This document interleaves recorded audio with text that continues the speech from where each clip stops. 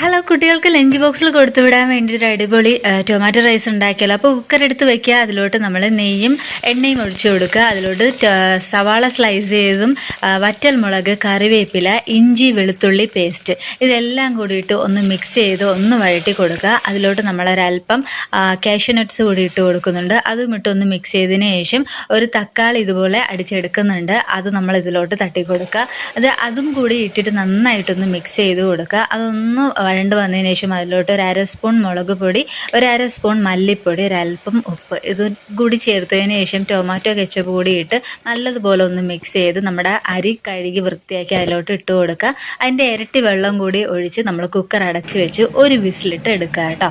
ഒരു വിസിൽ മാത്രം മതിയാവും. നമ്മുടെ ടൊമാറ്റോ റൈസ് റെഡി ആയിട്ടുണ്ട്. ഇതിനോടൊപ്പം കഴിക്കാൻ വേണ്ടിയിട്ട് നമ്മൾ മുട്ട പുഴുങ്ങിയതും അച്ചാറും സലാഡും ഒക്കെയാണ് എടുത്തിട്ടുള്ളത്. അപ്പോൾ നമ്മുടെ ടൊമാറ്റോ റൈസ് റെഡി ആയിട്ടുണ്ട്.